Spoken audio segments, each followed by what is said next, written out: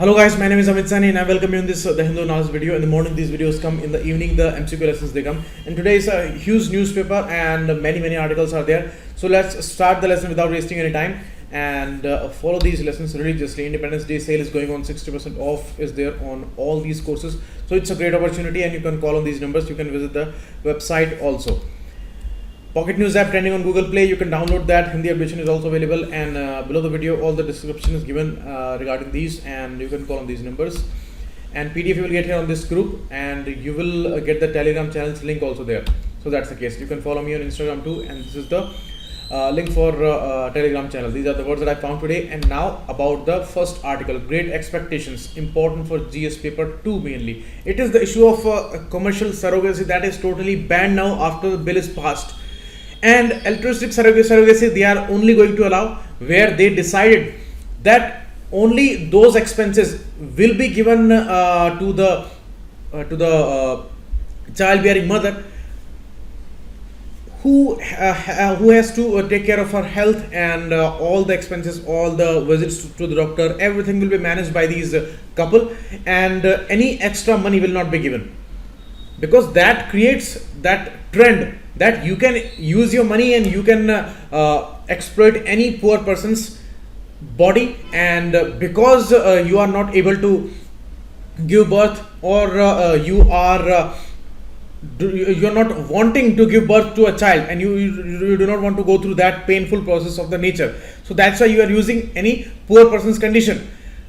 So that debate is going on, and because this law is passed and the commercial surrogacy must be banned, because it is totally unethical to exploit somebody's financial situation and using them for the for this most beautiful thing of the nature.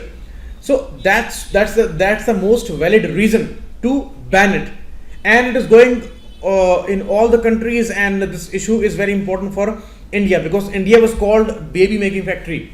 Why? Because so many poor people in India, so many poor females, they are going through a lot of financial crisis and were exploited like hell by these rich people. Maybe they were coming out of India, or they were rich people within India. So commercial surrogacy is banned. But you see, in reality, this will be working on the ground only when there is one solution, and that is regulation of these unregulated assisted reproductive techniques, ART technique clinics, which are running and which are mushrooming after this commercial surrogacy became a reality and became a phenomena there in India.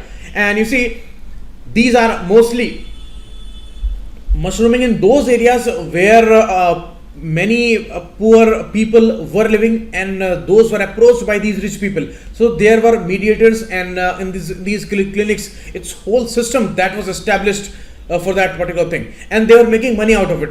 Actually, these females, they were not making much money out of that process. Those mediators were making money there. So that was the most devastating phenomena in this ethical approach. So that's why these ART clinics, which are still running, that's the biggest problem. They must be closed down first, and then you implement this law. You are here putting the cart before the horse. Why? Because first you needed to close all these ART houses, and then you go for this implementation. But right now the law is enforced and these clinics are going on. Now what's going to happen? First thing is corruption. Why? In the case of sex determination and illegal issues there in those private clinics and all, where all these machines were installed, and they were telling about the sex of the fetus. So what happened there, the same would happen here. Means those clinics are running right now, and implementation of the law is very weak because a lot of corruption is there. They send money to these inspectors and all, and they do not talk about it, they do not report these things, and they do not take actions against those, many of them. So the same thing will happen here. Why? If there is no law, then there cannot be any corruption. But if it is a law now, so this pressure is there, and just to manage the situation, they will pay to these people who are there to enforce this law. Maybe these police inspectors or any other enforcement agencies will be there. So the corruption issue is very real in India, and this may happen now. So that's why first regulate these ART houses and bring all those rulings and all these regulations there, and then we can expect something. Otherwise it will not be implemented, and it will be the same situation which happened there in the sex determination cases. And as the writer says, it will fail spectacularly. Next, Kashmir has been cut to the quick. This is by Wajahat Habibullah, the first CIC of India, Chief Information Commissioner, who became CIC after the implementation of RTI Act in 2005. So he was the first one. Now his opinion matters because he was in a very important position in India. What he says that it was a very panic-like condition in Kashmir because they deployed all these forces and all, and there were many speculations before that Pakistan may attack in this time. There can be many other attacks because the situation is very frail right now. Amarnath Yatra is going on, so many speculations were going on. And in this phase, when they closed all these areas and 144 is applicable there, and people could know nothing about anything. So that's the case. So it was a panic condition, and that is still going on because still we have not got the ground level situation. What is the original reaction of the average Kashmiris? We have not got that. So that was a historical move, unprecedented move, and unprecedented deployment of the forces was there. So we need to go in some history there, and he's talking about the particular Article 370, how it was a umbilical link, and how these moves are opaque, and the unfolding of the situation that is in front of us. We have discussed these first two articles, which was because these are only mentioning the happenings which were there in the last newspaper. Now, umbilical link. As originally envisaged, Article 370 formed a basis of Kashmir's special and autonomous status. As we discussed yesterday, that it was the time of 1947. What happened at that time? Many confusions are spread, many misinformations are spread on social media, and even the leaders, political leaders, are spreading wrong messages sometimes. You see, what Sardar Vallabhbhai Patel said to Raja Hari Singh at that time, it was the time of June 47 when Lord Mountbatten went to Kashmir, and he took this message by Vallabhbhai Patel, and he said to Raja Hari Singh that do not declare the freedom for Kashmir because Patel has a particular message for you.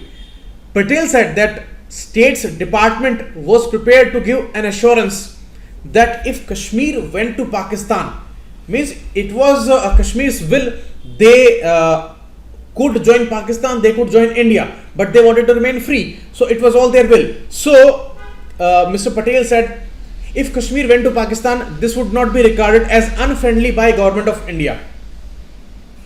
Okay, so just opposite thing which today India is believing, what they think about Patel, but just opposite situation was there.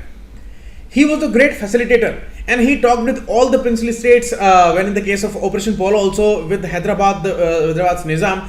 He was on a trail of a lot of talks, and a lot of discussions were made, and it was all peaceful. It was not by any force. In the end, some force was taken there, and then very quickly the Hyderabad situation was solved. But here in Kashmir, he proposed that if you want to go with Pakistan, then you are free, and we will not take you as enemy there. It's all your free will, because it's a great moment for this region, and two nations are created, and it's a great moment for you also. So that was the greatest thing of all. Now they saw this benevolence, they saw this great rapport there, and at the same time, what happened in October 1947? Pakistan thought that majority is Muslim, and this monarchy cannot go very long. And today king is there, but tomorrow king will not be there. It will be democracy, it will be assembly, it will be a constitution for sure. So let's attack there, and people will be there on our side because it's a Muslim majority state. But there Pakistan lost everything, and there people turned against the Pakistan, and Pakistan attacked in the Doval region, and there was some uprising in the British Indian Army's decommissioned 6th Punjab Regiment also. So these all things forced Hari Singh to turn towards India, and he asked for the help. So this way, this arrangement was to be done, because India said, Nehru said that we cannot help you like that because you are not our part now. You have declared independence from us, and how we can do that? So at that time, this issue became evident, and they decided to go with these things, and they decided to go with India. So instrument of accession was signed, and then it was a special arrangement that was done in Article 370. Ambedkar was not in the favor, but Iyengar drafted this move, and they decided that defense, communication, and international relations and the currency, we will adopt these things, and rest of the things of the Indian Constitution, that will be on us, what we will accept there. And regarding Article 370, Section 3 of this Article 370 said that with the recommendation of Constituent Assembly of J&K, only with the recommendation, President of India can change or abrogate this Article 370 itself. So the prior condition was the recommendation of the Constituent Assembly, means Constituent Assembly is no more there. It was dissolved in 1957 without deciding anything about 370. So it became a permanent provision according to the High Court of the Jammu and Kashmir, and later Supreme Court in 2018 April, Supreme Court decided that it's a permanent provision because it is undecided. And although they called it throughout the time as transient and non-permanent, but it was declared as permanent by Supreme Court. So that thing is important. Next, when they said recommendation is a prior condition, then what is Constituent Assembly? Now when Home Minister said that we have to read Constituent Assembly as Legislative Assembly. Legislative Assembly means what? Legislative Assembly means elected representatives of the Jammu and Kashmir, elected representatives of the people. Now Indian Constitution will be applicable there, means it is the Constitution of India. That means Constitution takes its authority from people of India, means it is there for people of India, so it is there for people of Kashmir also, means the representation is important for the people. Applicability of the Constitution is there, means the representation must be there. But governor is not elected person, governor is an appointed person by central government, means in the place of governor, it is central government which is deciding things according to de facto situation. So it is more a wish of central government than the wish of people of Kashmir, because their elected representatives are not talking about these issues. They are all enclosed because of the 144 implication there. So that is the legal situation, that is the political and administrative situation right now. There may be different discussions, there may be different debates, there may be a situation where we will discuss that is it good or bad a decision. But whatever just happened, these are all facts. Okay, and according to the previous provisions. Now the writer says that this situation is telling us that democratic compulsion was not implemented here, and it was required before the people most affected there with this decision, because state is dissolved, and state means state has state list. Union territories, they do not have their state list. Union territories are under union. States has their state list, they can pass their own laws, and Jammu Kashmir state was much more unique than any other state of India. They were much more powerful, they had their own constitution even. So now they will not even have their own state list. So that is the biggest problem for the representation there. And that means if Constituent Assembly would not have been there, then they had to take the recommendation of Legislative Assembly itself.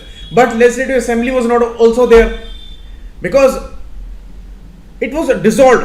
First BJP came with PDP, and then they dissolved this assembly by pulling the support there, and then governor denied any alternative coalition there. They wanted to bring any coalition there, but governor intentionally denied those things.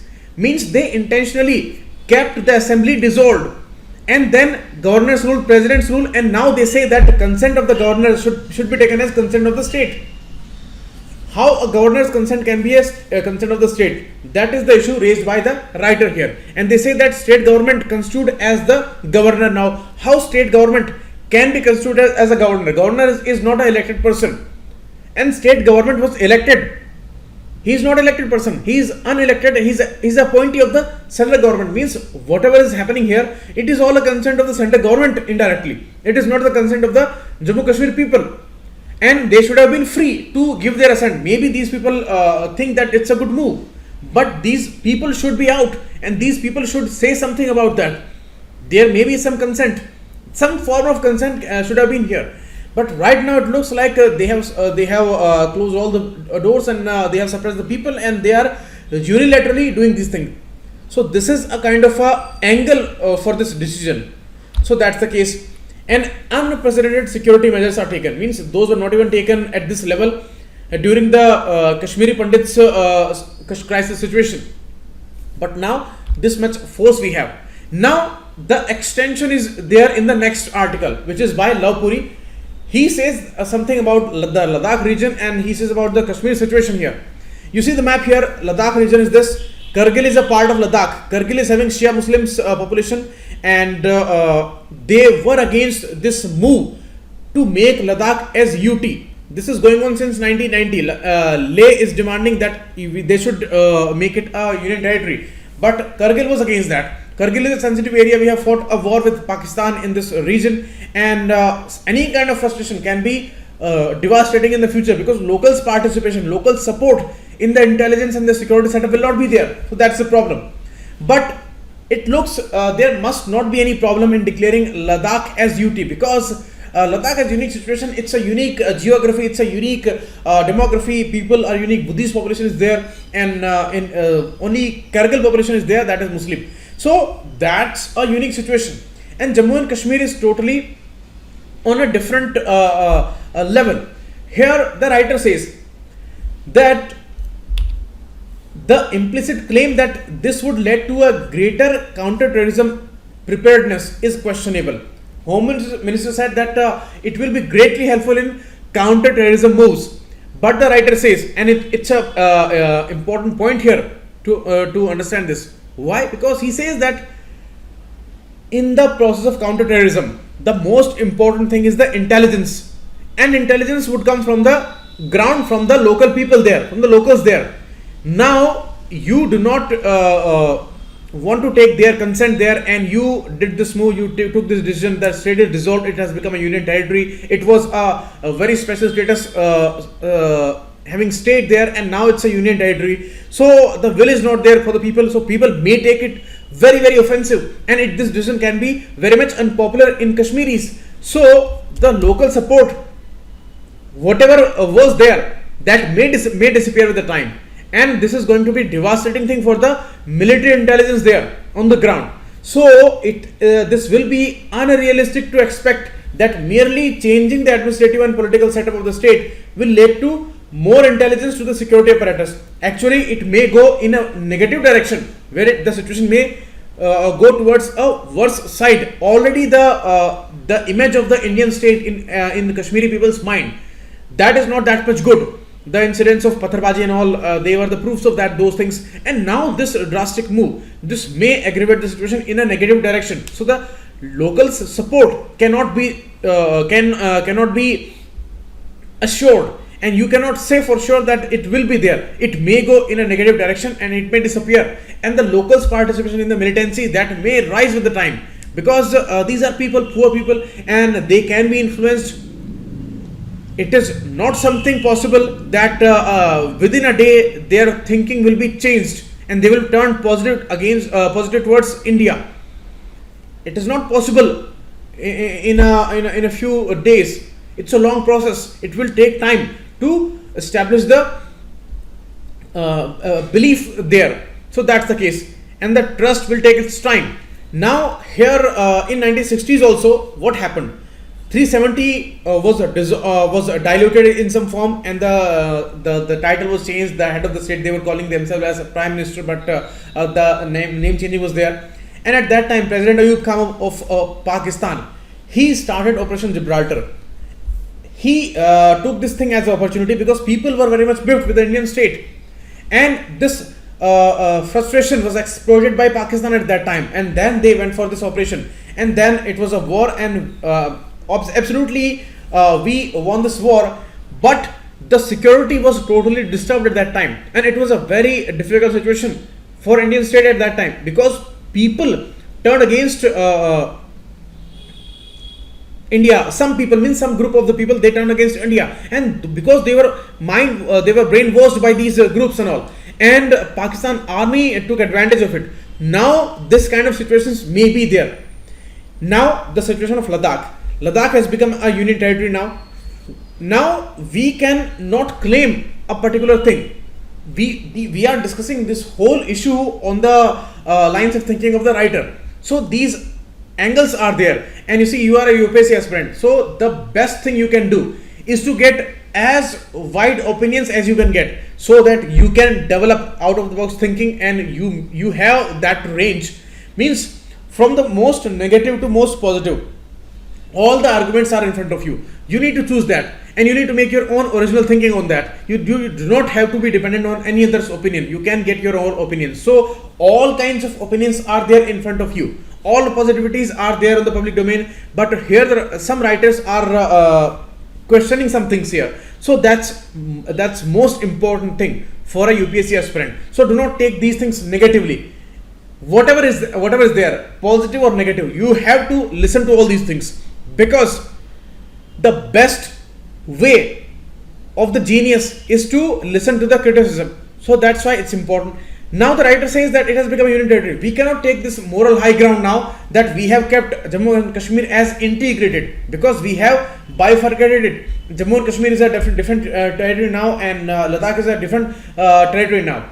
So that's a unprecedented thing. Pakistan did similar kind of things with the Gilgit-Baltistan in 2009.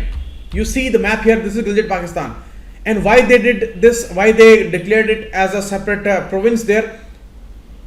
Bifurcating POK, because it was whole POK region, Pakistan occupied region, which they were calling it Azad Kashmir. But now it's a separate province. Why? Because they wanted to give space to China for this CPEC, which is going through this region. So that was the reason that they did that, and that was a very offensive thing for India, because India still claims this area, and how Pakistan can do that, and how Pakistan can allow China going through this area, and that was the major reason that we did not participate in CPEC corridor. So they did with Gilgit-Baltistan, and here some things similar we are doing with Ladakh. We have bifurcated Kashmir there. So both India and Pakistan, in their respected administered territories, they have divided things. So that is a similarity writer is talking about. So that's why writer says that we now cannot claim the moral high ground, and we cannot say that we are better than Pakistan in this area, that we have kept Jammu and Kashmir integrated. It is not like that. But things are changing, history is changing, so these are all different issues. Now one more important thing. When Home Minister says that 1987 elections were rigged and it was the biggest difficulty for Indian state, our image was spoiled during that rigging of the election. That's perfectly correct. But they are thinking that turning J&K state in union territory will give the better image here. That's totally wrong. That is totally self-defeating thing, because they were miffed with the state because those elections were rigged. They wanted proper elections there, and here also they wanted proper elections, and now instead of all those apparatus, you have changed the whole game. You have dissolved the state and you have made it a union territory. So it's only a ceremonial thing now. These powers will not be there that much, although assembly will be there like Delhi and Puducherry, but not many powers will be there, and it will be far different condition when it was a state. So the demand at that time in 1987, when the elections were rigged, those aspirations will still not be fulfilled, and people may turn against the Indian state again. So it can be a self-defeating move, and now we need to control the situation. So we may have to use more militaristic tools. So we have not learned anything for the last 30 years experience, where counter-insurgency operations and relying totally on the militaristic tools, they will not solve the situation, Kashmir problem. That's for sure. They may suppress the situation for some time, but that can never solve the problem, and that is totally evident throughout the history. And any example we can take in this world, these things are never solved with these forces. So that's why it can be self-defeating a thing. Next thing the writer says that the issue of Ladakh turning it into a union territory. This movement was going on, but only by Leh since 1990s, and Kargil was opposing that. The Shia population was opposing that.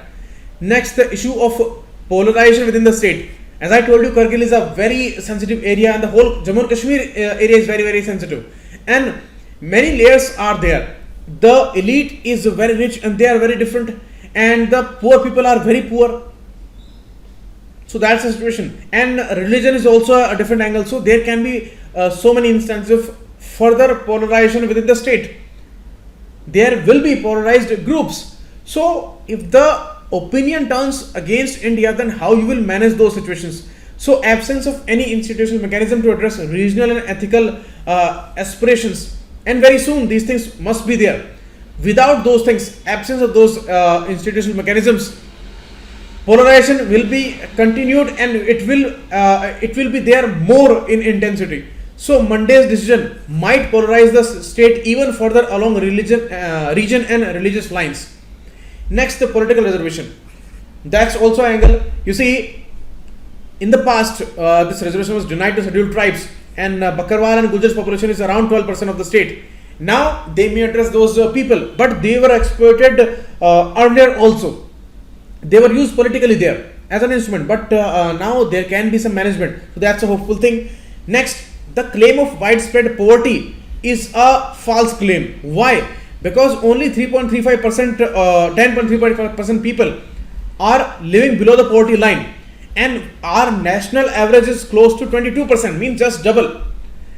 If it is just double, more than the double number, then how you can say that we will improve the poverty condition? You are kicking your own goal there, because national average of the poverty is double the number of Kashmir's number. Means whatever they did in the past, all these state governments and all, they kept the situation better than the national average in the context of poverty. So that means what you can improve here. These numbers are telling a different story. So that is also not a workable claim here. Next, private investment. It's also a legitimate thing that private investment will only come in Jammu, because the businessmen, all these investors and all, they trust any security setup at last. Means when they are very much sure that total security is available, then only they invest there. And they are nowhere trusting the situation of Kashmir. And even though this decision is taken, but nobody is sure about the Kashmir's future, near future. So it's very, very unlikely that they will invest in Kashmir also. Next, refugees who migrated from Sialkot, some decisions can be taken regarding those people also.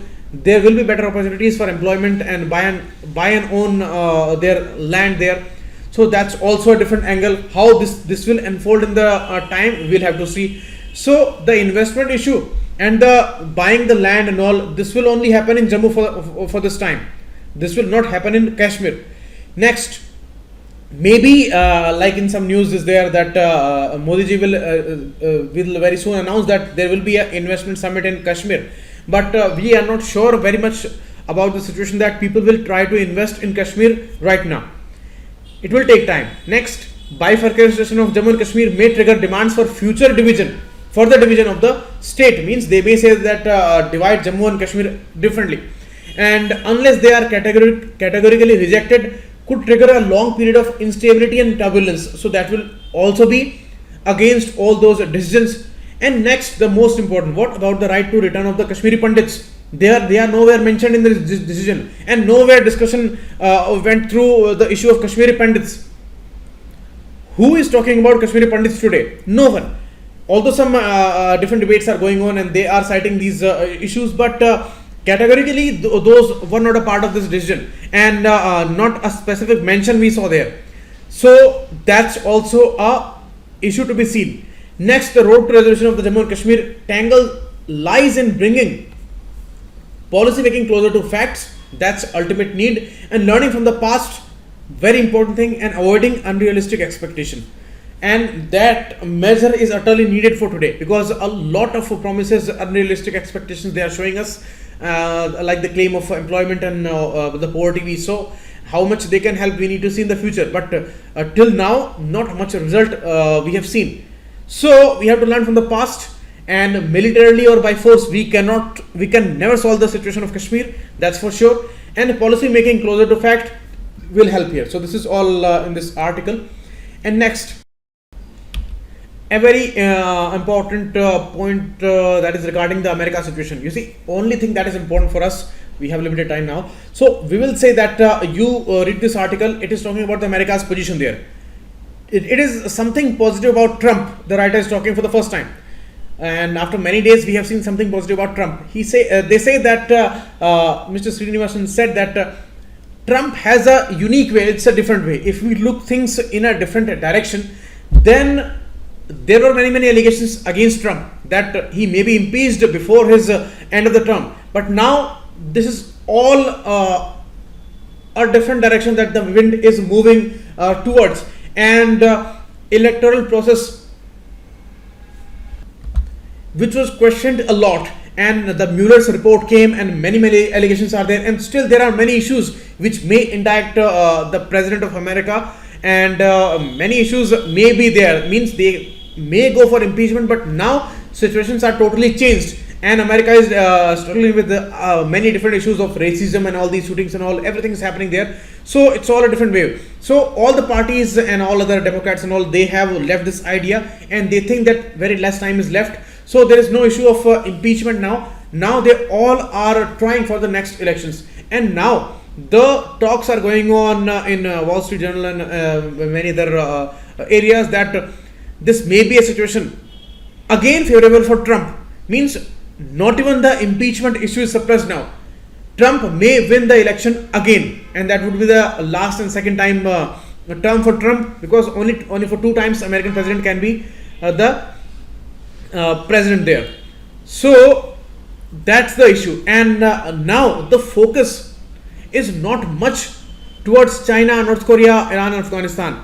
Instead of that, some issues are going towards Mexico, some issues are going towards Venezuela, some issues are going towards Pakistan, Afghanistan. So it's all a complex scenario, because first the escalation was there with respect to North Korea, then the Iran issue is going on, and in many reports they showed us that America now wants a different agenda to shift the focus from Afghanistan, and that's why the Iran was raised. This was said. And before Afghanistan, it was the issue of Syria. Before that, it was the issue of Korea. So many shifts we have seen, and the particular interests we have seen, there are major shifts. Like Trump escalated these issues. Now it looks like when he was claimed as warmonger in chief, now he have become a messiah of peace. First, he decided to withdraw all these forces from Syria, then Afghanistan, and escalation of North Korea was there, but there is all the issue, and he became the first president to step on North American land in the demilitarization zone. So these all things went into a positive direction. So maybe the writer says that his ways are unique, and he is unpopular because of his tones and in his language, his handling of media and all, and with all new ways, the way he is having his gestures. So that may be unique, but in working, some things really look positive about him, and that's a unique idea here. And you see, regime changing policy of the US is very much a part of Mr. Trump's global strategy, but now he is pursuing a path of reforming world leaders. And you can see in Syria also, in Afghanistan also, in Korea also, he did not go for all those regime changes, and it is all about the reforms and resolutions there. So that's a unique thing. Paris Agreement was mocked, but officially they have not declared an exit from there. Although INF Treaty they have exited from, but still some positivities remain. Means like sustainable energy products, they may continue in his second term also. And as I told you, officially they have not declared an exit from Paris Agreement. And his role in the issue of India and Pakistan, he consistently proposed the mediation there. He is talking to Mr. Imran Khan also, he is talking to Mr. Modi also, and in the Abhinandan's case, it was a very constructive role that we saw by Mr. Trump. So this way, things may become positive. Some rectifications he needs there, and for sure there are regions that he may become the next president of America again. Regarding China, tariff wars are consistently there on the scene, and escalation was also there. China today again threatens US because US is out of the INF treaty now. So US announced that they will deploy these missiles, 500 to 5,000 kilometer range missiles in Asia region, and China will heavily oppose that. But still, there are ways where they can negotiate these trade wars, and that appears negotiable, as there does not seem to be a strategy to strangulate China. So there are negativities, but there are hopes also. So he have not crushed all the hopes there. So these things are going against the popular image of Trump, and that's very much negative. That is very much bizarre there. So this way you should read this article, and we will keep discussing all these things tomorrow. Some articles are left today also. 2 small articles are left. We will discuss them tomorrow. Thanks a lot. Keep watching. It was Amit Sani.